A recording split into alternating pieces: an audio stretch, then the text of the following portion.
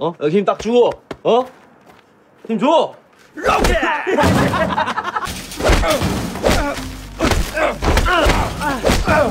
야, 치워. 치우라고 이제.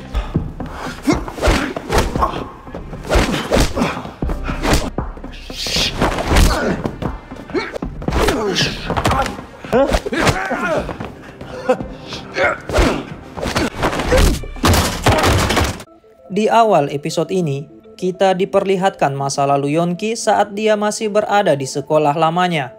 Di mana saat itu Yeonki dan Jisung sedang dipukuli oleh Kiso dan teman-temannya. Yeonki dan Jisung dipukuli karena mereka berdua telah membuat anak buah Kiso babak belur. Yeonki dan Jisung lalu diminta untuk bergabung ke dalam geng. Jika mereka berdua menolak, maka Kiso dan teman-temannya akan memukuli mereka berdua setiap hari sampai hari kelulusan. Namun karena Yeonki dan Jisung menolak ajakan itu, mereka berdua malah kembali dipukuli.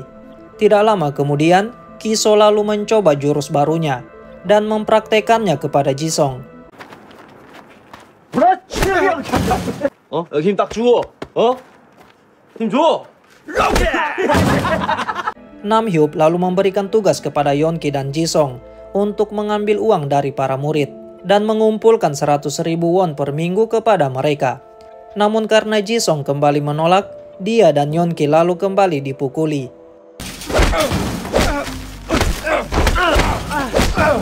야, 치우라고 이제. Setelah Kiso dan teman-temannya telah pergi, Yeonki lalu mengatakan kepada Jisung kalau mereka berdua harus bisa bertahan sampai akhir. Walaupun mereka berdua telah dipukuli habis-habisan oleh Kiso dan teman-temannya, Yeonki dan Jisung ternyata masih bisa bercanda dan tertawa bersama. Beberapa hari kemudian, Yeonki dan Jisung kembali menghadap kepada Kiso dan teman-temannya. Mereka berdua lagi-lagi dipukuli karena tidak mengumpulkan uang sesuai yang diperintahkan. Karena tidak ingin terus dipukuli, Yeonki lalu memberikan uang sakunya. Sementara itu Jisung malah tidak mau mengumpulkan uang karena dia tidak mau mengambil uang dari siapapun. Merasa kesal dengan perkataan Jisung, Namhyup kemudian menendang tubuhnya. Kiso lalu menghampiri Yeonki dan menyuruhnya untuk segera pergi. Saat Yeonki akan mengajak Jisung, Kiso mengatakan kalau Yeonki harus pergi sendirian. Awalnya Yeonki tidak mau meninggalkan temannya itu. Namun Jisung mengatakan kalau dia akan baik-baik saja dan Yeonki bisa pergi meninggalkannya. Setelah mendengar perkataan Jisung itu, Yeonki dengan berat hati kemudian pergi meninggalkan Jisung. Melihat hal itu, Kiso dan teman-temannya malah menertawakan Yeonki dan menyebutnya sebagai seorang pecundang.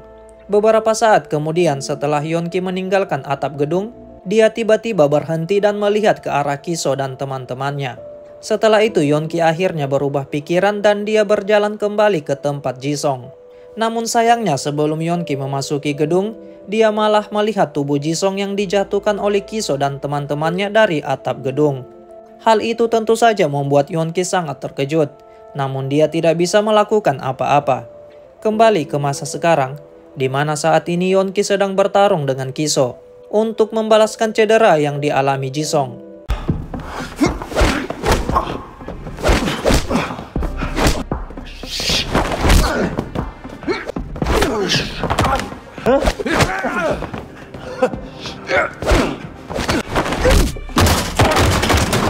Melihat Yeonki yang dipukuli habis-habisan, Ugyom yang merasa kesal kemudian meneriaki Kiso dan menyuruhnya untuk berhenti.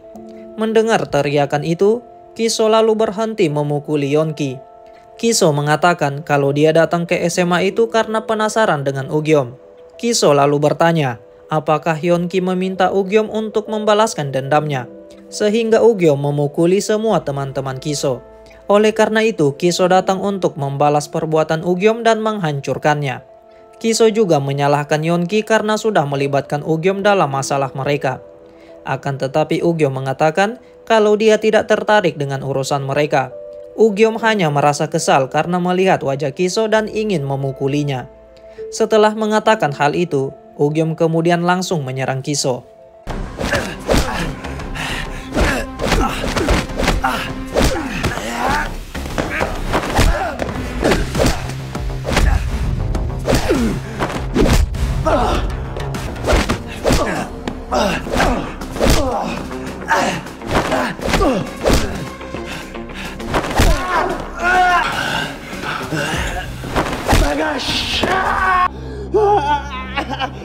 Melihat Ugyom yang terbaring di lantai dan sudah tidak bisa melawan, Kiso malah menginjak tangan Ugyom dan membuatnya berteriak kesakitan.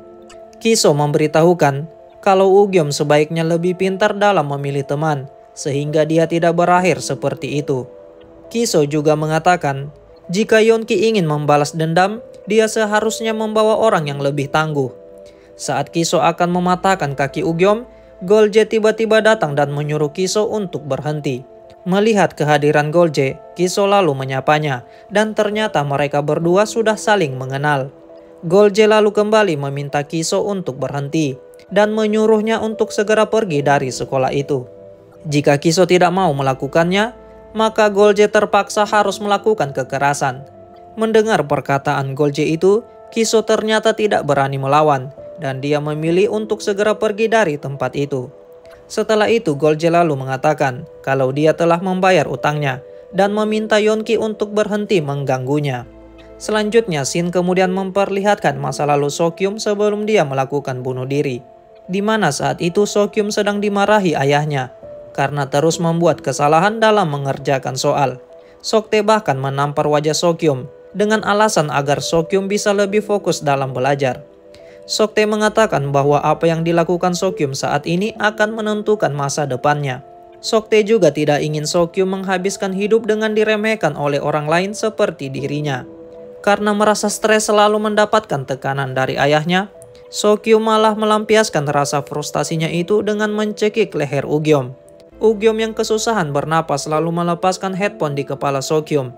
Ternyata cara itu berhasil membuat Sokyum sadar dan dia akhirnya mau melepaskan Ugyom. Mengetahui kejadian itu, Dabin lalu berbicara dengan Sokyum.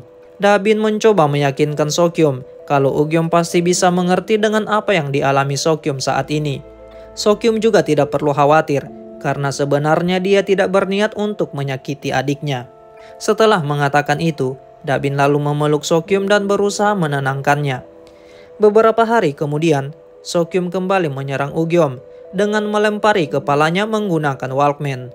Saat Sokyum ingin meminta maaf, Ugyom malah merasa ketakutan dan menyuruh kakaknya itu untuk menjauh.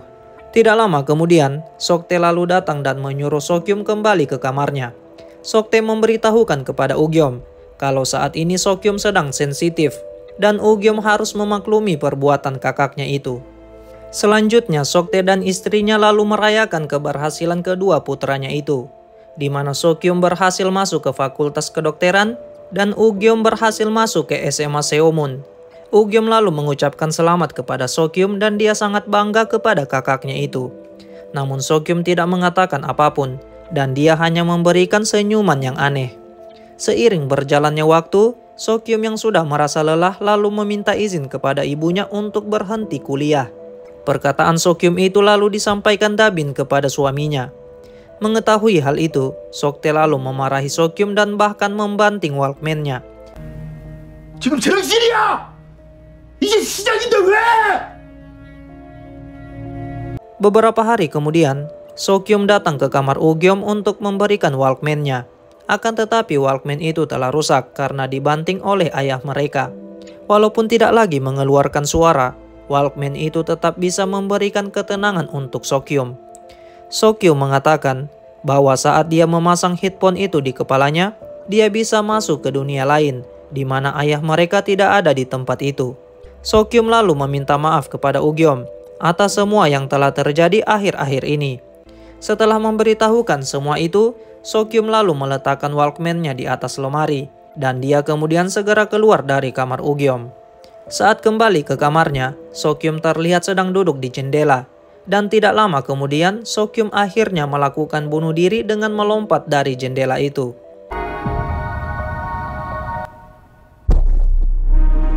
Kembali ke masa sekarang, di mana saat ini Ugyom sedang dirawat di rumah sakit. Melihat kondisi anaknya itu, Soktae lalu bertanya siapa yang telah melakukan hal itu kepada Ugyom. Soktae bahkan ingin melaporkan kejadian itu kepada polisi, agar orang yang telah memukuli Ugyom dimasukkan ke dalam penjara. Namun Dabin mengatakan kalau saat ini mereka harus fokus pada kondisi kesehatan Ugyom terlebih dahulu. Tidak lama kemudian Ugyom lalu memberitahukan kalau yang melakukan semua itu adalah Kim Nam-hyuk. Ugyom juga memberitahukan kalau sebelumnya dia pernah memukuli Nam-hyuk karena Nam-hyuk adalah seorang perundung. Ugyom lalu bertanya apakah ayahnya itu berani memasukkan Nam-hyuk ke penjara, walaupun Nam-hyuk adalah anak dari Dr. Kim. Mendengar pertanyaan Ugyom itu, Sok-tae hanya terdiam dan tidak bisa mengatakan apa-apa. Selanjutnya saat Yeon-ki sedang menjaga Ugyom, dia lalu meminta maaf atas semua yang telah terjadi. Namun Ugyom mengatakan kalau Yeon-ki tidak perlu meminta maaf. Ugyom tidak peduli dengan rahasia yang dimiliki Yeon-ki ataupun misi balas dendamnya. Ugyom melakukan semua itu karena dia memang tidak suka pada anak-anak berandalan yang suka mengganggu orang lain. Ugyom lalu bertanya mengapa Yeon-ki tetap melanjutkan misi balas dendamnya walaupun dia mengetahui kalau hal itu tidak akan berhasil. Keesokan harinya saat sedang berada di sekolah, Yeon-ki tidak sengaja melihat ayah Ugyom. Yeon-ki lalu menghampirinya dan memberikan salam. Yeon-ki juga tidak lupa menanyakan kondisi kesehatan Ugyom. Sok-tae lalu memberitahukan bahwa setelah Ugyom keluar dari rumah sakit, dia akan mengirim anaknya itu untuk belajar di Amerika. Dan Yeon-ki diminta untuk tidak lagi menghubungi Ugyom. Selanjutnya saat Yeon-ki berjalan ke kelasnya, Sung-joon lalu memanggilnya dan menanyakan kondisi Ugyom. Namun Yeon-ki mengatakan kalau dia tidak mengetahuinya. 몰라. 네가 그러고도 친구냐? Sepulang sekolah, Yeon-ki lalu pergi ke rumah sakit untuk mengunjungi Jisung. Yeon-ki mengatakan kalau dia sangat berharap agar Jisung bisa kembali berjalan. Karena selama ini Yeon-ki merasa sangat bosan tanpa kehadiran Jisung. Yeon-ki lalu bertanya apakah Jisung tidak marah kepadanya. Karena apa yang terjadi pada Jisung adalah kesalahan Yeon-ki. Selama ini Yeon-ki selalu menyalahkan dirinya sendiri karena menjadi seorang pengecut dan melarikan diri. Namun Jisung tidak berpikir seperti itu. Jisung ternyata mengetahui kalau saat itu Yeon-ki kembali untuk menolongnya. Kiso dan teman-temannya yang melihat Yeon-ki kembali lalu berniat untuk memukulinya. Namun Jisung menghentikan mereka dan dia mengatakan kalau Kiso dan teman-temannya telah berjanji untuk tidak memukuli Yeon-ki. Perkataan Jisung itu malah membuat mereka semakin kesal. Kiso dan teman-temannya lalu menaikkan tubuh Jisung ke tepian atap gedung. Awalnya mereka hanya ingin menggertak Jisung dan tidak berniat menjatuhkannya. Namun entah bagaimana, tubuh Jisung malah terlepas dan membuatnya jatuh ke bawah.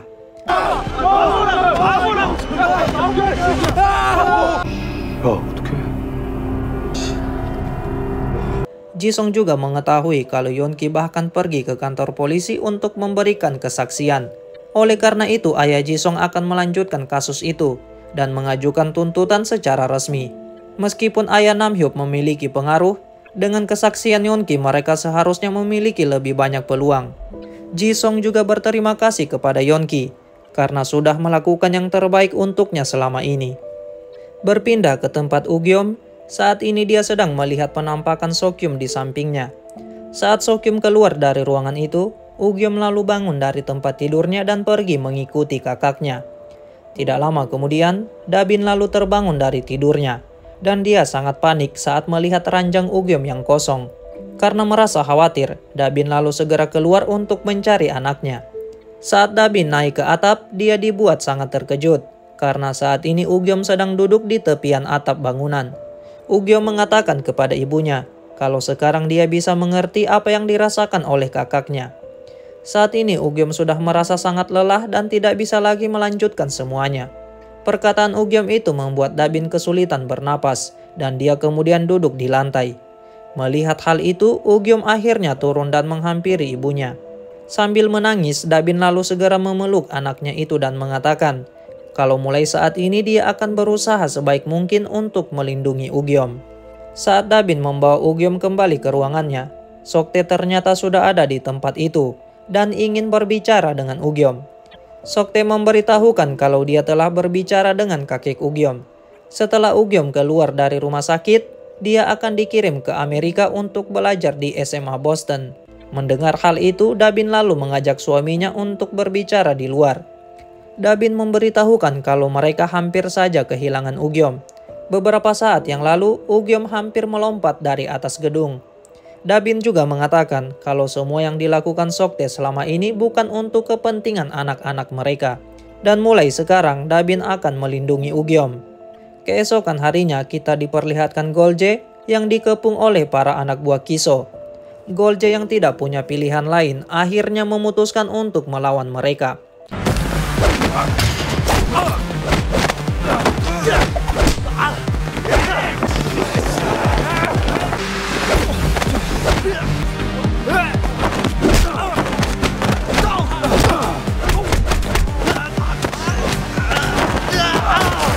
Saat Golje berusaha melarikan diri, dia malah bertemu dengan dua orang teman Kiso.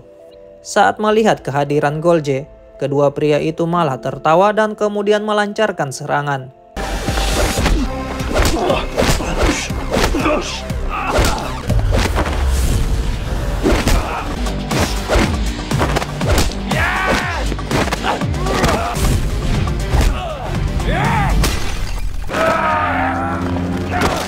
Setelah kepalanya dipukuli dengan pot bunga dan tubuhnya dibanting ke lantai, Golje ternyata masih bisa berdiri walaupun harus menahan sakit.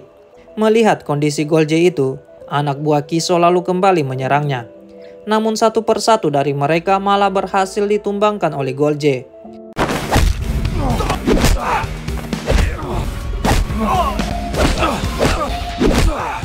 Saat Golje kembali mencoba melarikan diri, Kiso tiba-tiba muncul dan kemudian menendangnya.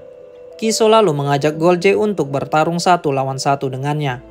Karena saat ini bahu Golje sedang terluka dan kaki Kiso sedang cedera, Kiso merasa kalau itu adalah pertarungan yang adil untuk mereka berdua. Karena tidak bisa lagi melarikan diri, Golje lalu memutuskan untuk kembali bertarung dan menghadapi Kiso. 지금부터 너랑 나랑만 붙는 거야.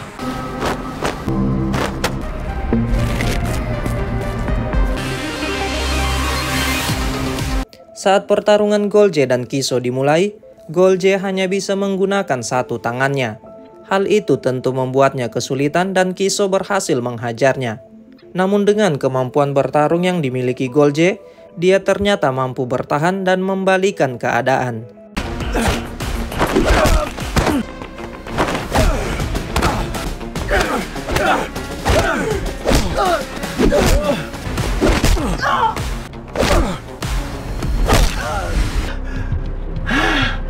Saat berhasil membuat Kiso berlutut, Golje lalu meminta Kiso untuk menghentikan perkelahian itu. Akan tetapi Kiso menolak dan kembali menyerang Golje. Golje lalu menangkis serangan itu dan kemudian mengunci leher Kiso. Kuncian yang dilakukan Golje itu akhirnya berhasil membuat Kiso pingsan. Saat Golje melepaskan kunciannya, Kiso ternyata hanya pura-pura pingsan dan kembali menyerang Golje.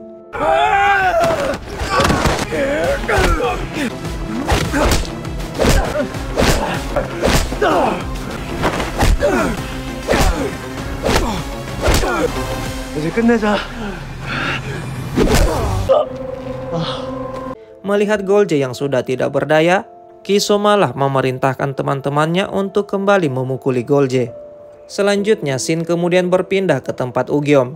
Saat ini dia dan ibunya pergi dari rumah dan tinggal di sebuah hotel. Ibu Ugyom mengatakan kalau besok dia akan mencari villa kecil. Dan untuk sementara waktu mereka harus tinggal di hotel itu. Minggu depan Dabin akan kembali bekerja. Sehingga mereka tidak perlu lagi bergantung pada ayah Ugyom. Dabin juga mengatakan kalau saat ini dia akan fokus untuk mengurus Ugyom. Jika Ugyom benar-benar menemukan apa yang ingin dia lakukan, maka Ugyom boleh melakukannya. Mungkin dengan begitu, Dabin bisa melihat kembali senyuman di wajah anaknya itu. Kini Dabin menyadari kalau nilai yang tinggi tidak menjamin kesuksesan seseorang. Dulunya Dabin sering mendapatkan juara pertama di sekolah. Namun pada akhirnya dia malah bekerja di bawah kendali orang lain. Mulai saat ini Dabin akan fokus memulihkan kesehatan anaknya itu. Dan jika Ugyom telah sembuh, mereka bisa kembali membicarakan masalah sekolah. Berpindah ke tempat Yonki, saat ini dia sedang berada di rumah sakit untuk menjenguk Golje. Golje lalu bertanya, apakah Yonki merasa ketakutan saat melihat kondisinya yang seperti itu. Karena Yonki tidak menjawab, Golje kemudian memberitahukan tentang hukum karma kekerasan. Jika mereka menyakiti orang lain, maka mereka juga akan disakiti dalam jumlah yang sama dengan rasa sakit yang mereka berikan. Golje telah memberikan rasa sakit yang begitu banyak kepada orang lain. Oleh karena itu, apa yang menimpanya saat ini mungkin adalah hukuman atas apa yang telah dia perbuat di masa lalu. Setelah memberitahukan hal itu, Golje yang merasa penasaran lalu menanyakan keadaan Ugyom. Namun Yeonki hanya terdiam dan tidak menjawab pertanyaan itu. Saat Yeonki berada di halaman sekolah, Sungjon tiba-tiba datang dan memanggilnya. Namun Yeonki hanya melihat ke arah Sungjon dan setelah itu dia kemudian segera pergi. Saat sedang mengikuti pelajaran di dalam kelas, Yeonki terlihat tidak fokus belajar dan sedang memikirkan sesuatu. Dia bahkan melihat ke arah bangku Ugyom yang saat ini sedang kosong. Berpindah ke tempat Ugyom, saat ini dia dan ibunya sedang makan bersama. Dabin lalu menyuruh Ugyom untuk menghubungi Yeonki dan mengajaknya makan bersama di lain waktu. Setelah itu Dabin lalu bertanya, apakah ada seorang gadis yang Ugyom sukai saat ini?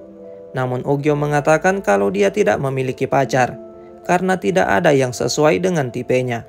Perkataan Ugyom itu malah membuat Dabin tersenyum. Menurut Dabin, Ugyom selalu memiliki standar yang tinggi, karena dia memiliki wajah yang tampan. Dabin lalu kembali bertanya, apakah Yeonki memiliki pacar? Sambil tersenyum Ugyom mengatakan kalau Yeonki adalah anak yang cerewet dan gadis-gadis pasti tidak menyukainya. Ugyom bahkan mengatakan kalau dia lebih populer dibandingkan Yeonki. 제가 더 나아요. Sementara itu di tempat Yeonki, saat ini dia sedang berjalan sendirian menuju ke markas Kiso. Saat dalam perjalanan, Yeonki mengingat kembali kenangannya bersama Ugyom. Mengingat semua kenangan itu membuat Yeonki merasa lebih kuat dan berani untuk menghadapi Kiso. Selanjutnya, Yeonki akhirnya bertemu dengan Kiso dan meminta Walkman Ugyom dikembalikan. Namun karena Kiso tidak mau mengembalikannya, Yeonki lalu menantangnya untuk bertarung. Jika Yeonki bisa mengalahkan Kiso, maka Kiso harus mengembalikan Walkman tersebut. Mereka berdua lalu pergi ke parkiran dan memulai pertarungan.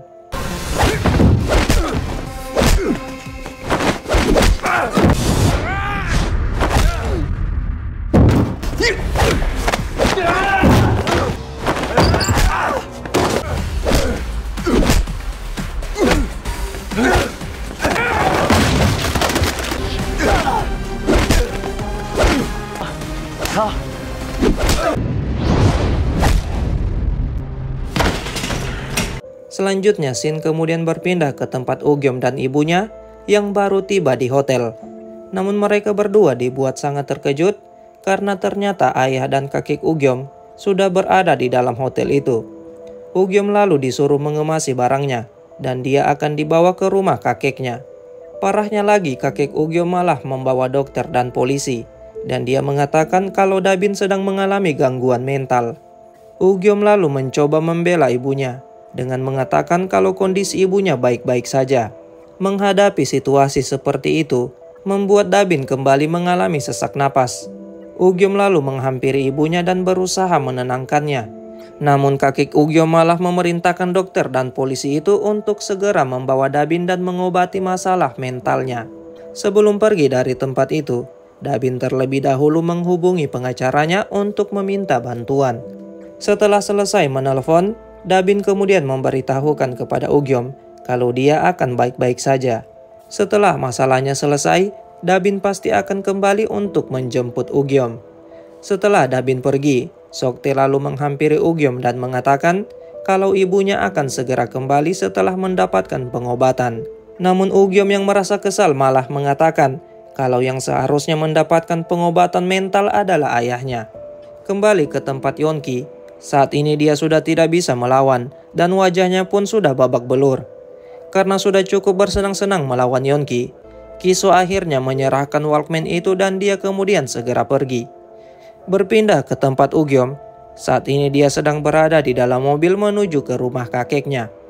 Saat sedang menunggu lampu hijau, Ugyom tiba-tiba menerima telepon dari Yeonki. Ugyom lalu mengangkat telepon itu dan mengatakan kalau dia akan segera menemui Yeonki. Setelah itu Ugyom lalu keluar dari mobil meninggalkan ayah dan kakeknya. Selanjutnya Ugyom akhirnya bisa bertemu kembali dengan Yeonki. Melihat tubuh Yeonki yang dipenuhi darah, Ugyom lalu menanyakan keadaannya. Yeonki lalu mengatakan kalau kondisinya baik-baik saja, karena dia adalah seorang superhero. Yeonki juga mengatakan kalau Ugyom akan pergi belajar ke Amerika, dan dia tidak tahu kapan akan bertemu lagi dengan Ugyom. Oleh karena itu Yeonki pergi ke tempat Kiso untuk mengambil kembali Walkman milik Ugyom. Yeonki lalu menyerahkan Walkman itu dan dia kemudian berpamitan kepada Ugyom. Namun sebelum pergi, Yeonki memberitahukan kalau dia sudah memperbaiki Walkman itu. Yeonki melihat tutorialnya di YouTube dan caranya ternyata cukup mudah. Berkat Ugyom, Yeonki bisa mempelajari hal-hal baru yang belum pernah dia ketahui sebelumnya. Setelah memberitahukan hal itu, Yeonki kemudian segera pergi meninggalkan Ugyom.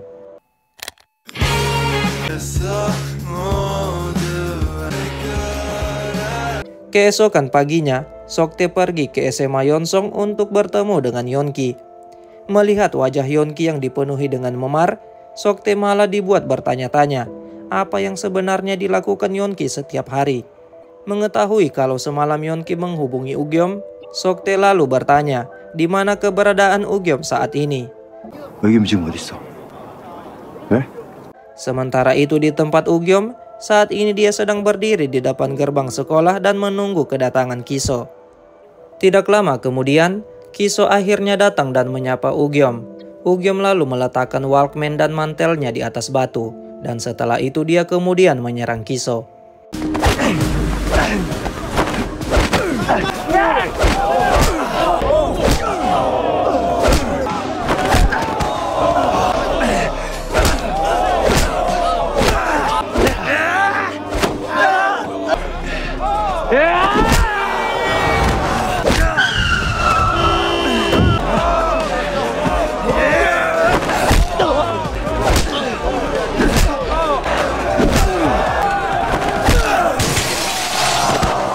Saat Ugyom sedang terbaring di jalan, Kiso lalu mengatakan kalau pertarungan itu sangat menyenangkan.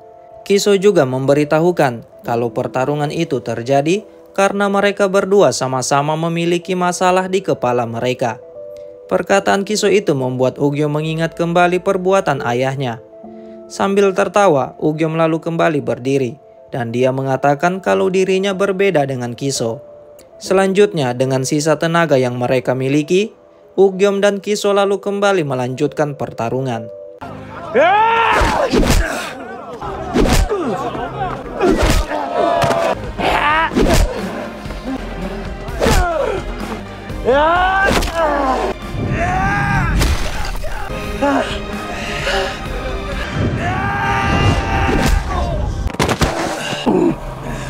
Saat Ugyom ingin kembali memukuli Kiso, Kiso lalu memberitahukan kalau pikiran mereka berdua sudah rusak dan tidak bisa lagi diperbaiki. Akan tetapi Ugyom tidak memperdulikannya, dan dia lalu memukuli wajah Kiso berkali-kali. Sambil terus dipukuli, Kiso kembali memberitahukan kalau Ugyom adalah anak yang malang dan tumbuh besar sambil dipukuli di rumahnya.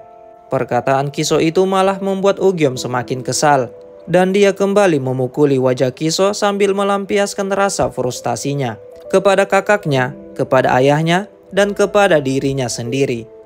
Setelah puas memukuli wajah Kiso, Ugyom lalu mengambil Walkman-nya dan memakai headphone-nya. Saat Ugyom ingin menginjak tangan Kiso, ayahnya dan Yeonki akhirnya datang dan berusaha menghentikannya.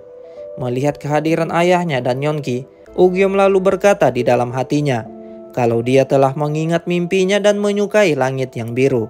Sambil menginjak perut Kiso, Ugyom lalu melanjutkan kalau ini adalah penerbangan pertamanya.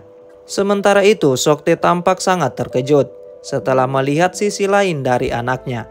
Soktae bahkan bertanya, mengapa Ugyom malah melakukan hal seperti itu. Ugyom lalu tersenyum dan mengatakan kalau ayahnya itu baru kali ini menanyakan alasannya. Selanjutnya, Shin kemudian memperlihatkan Ugyom dan ibunya yang sedang menunggu bus sekolah dari SMA Nameless. Tidak lama kemudian, bus itu akhirnya datang dan seorang guru lalu keluar dari bus tersebut. Pria itu lalu memberikan salam pada ibu Ugyom dan mengatakan kalau dia adalah kepala sekolah di SMA Nameless. Kepala sekolah itu lalu mengajak Ugyom untuk masuk ke dalam bus. Sebelum Ugyom pergi, Dabin memberitahukan bahwa seberat apapun jalan yang Ugyom lalui, Ugyom harus bertahan dan melakukan yang terbaik. Mendengar hal itu, Ugyom lalu memberikan pelukan hangat kepada ibunya. Ugyom juga melihat ayahnya di dalam mobil, yang ternyata diam-diam mengikuti mereka. Ugyom lalu memberikan salam hormat kepada ayahnya. Dan setelah itu dia kemudian segera masuk ke dalam bus. Di dalam bus itu ada beberapa murid yang juga akan dibawa ke SMA Nameless. Tidak lama kemudian, kita dikejutkan dengan kehadiran Yonki, yang juga ternyata ikut dipindahkan ke SMA Nameless. Selanjutnya mereka semua akhirnya sampai di depan SMA Nameless. Pak Kepala Sekolah lalu memberitahukan kalau mereka telah sampai di tujuan dan harus segera turun dari bus. Namun karena ada beberapa murid yang masih tertidur, Pak Kepala Sekolah yang merasa kesal lalu menendang mereka. Karena merasa ketakutan, para murid itu lalu berdiri dari tempat duduk mereka dan segera keluar dari dalam bus. Saat sedang berdiri di depan pintu gerbang, Yonki lalu memberitahukan kalau mereka akan segera memasuki SMA Nameless. Jika mereka bisa masuk 10 besar dalam peringkat pertarungan, maka mereka akan dibolehkan untuk keluar dari sekolah tersebut. Bukannya merasa ketakutan, Ugyom malah terlihat antusias dan dia bahkan mengatakan kalau di dalam sana pasti ada begitu banyak hal menarik. Setelah itu mereka semua kemudian berjalan masuk melewati pintu gerbang tersebut. 재밌는 일이 더 많을 것 같다.